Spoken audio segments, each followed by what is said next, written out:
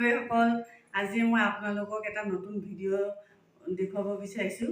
এই বনোৱা ভিডিঅ' এটা মই ধনিয়া আৰু তেতেলী এটা চাটনি বনাম। এইটো আপোনাৰ চাটনিটো খাবলৈ বৰ ভাল হয় আৰু স্বাস্থ্যৰ কাৰণে বহুত ভাল। বিশেষকৈ আমাৰ ধনিয়াটো ইউৰিক এচিডৰ কাৰণে ভাল, আমি সকলোৱে জানো, আৰু তেতেলীটো হাই প্ৰেছাৰৰ কাৰণে ভাল।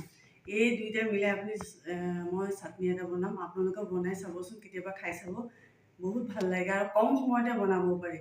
এতিয়া আহকচোন, মই কেনেকৈ চাটনিটো বনাব বিচাৰিছোঁ দেখুৱাওঁ। চাটনিটোৰ কাৰণে মই ধনিয়া কেইডালমান লৈছোঁ, ভালকৈ ধুই লৈ অকণমান কাটি লৈছোঁ আৰু মিক্সিত আৰু দিব পৰাকৈ। তাৰ লগতে মই জলকীয়া এটা আৰু তেতেলী অকণমান লৈছোঁ। তেতেলীটো গুটিটো গুচাই লৈছোঁ। বাকলি দিয়া এইটো আপোনাৰ বাকলি হেৰি কৰা গুটি হয়। মই বজাৰৰ পৰা কিনি আনিছিলোঁ বাৰু, বাকলি গুচাই তেলত দি থৈছিলোঁ।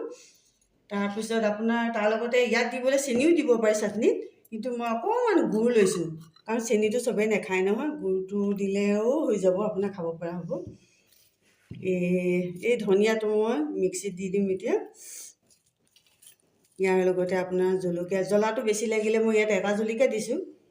আপোনাৰ ধৰক কোনোবাই বেছিকৈ খাব বিচাৰিলে আপোনাৰ দুটাও দিব পাৰে।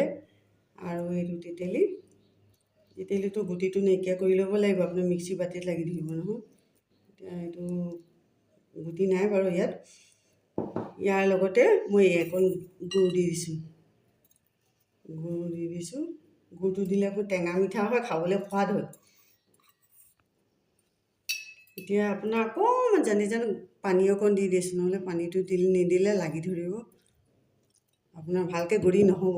পানী অকণ দি দিছোঁ। এতিয়া আপোনাৰ এইটো মই খুন্দি পেলাম। এইটো চাওক, ইমান ধুনীয়াকৈ মিহি হৈ গ'ল, আপোনাৰ গোল খাই গ'লগৈ। এইটো খাবলৈ ৰুটিৰ লগতো ভাল, ভাতৰ লগতো ভাল, আপোনাৰ চবৰ লগতে খাব পাৰে। বনাই খাই চাবচোন, এইটো আপোনাৰ শৰীৰৰ কাৰণে, স্বাস্থ্যৰ কাৰণে বহুত ভাল। তেতেলীটোতো আপোনাৰ পেটৰ কাৰণেও ভাল।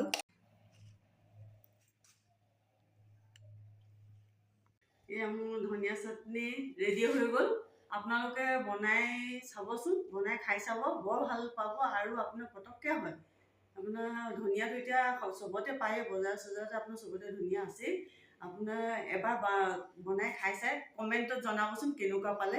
তেতিয়া মই আৰু বেলেগ ভিডিঅ' আপোনালোকলৈ আগবঢ়াম, যিবোৰ আপোনাৰ আমি স্বাস্থ্যৰ কাৰণে ভাল বা খালে উপকাৰ হয়, তেনেকুৱা ভিডিঅ'হে মই আগবঢ়াম আপোনালোকলৈ।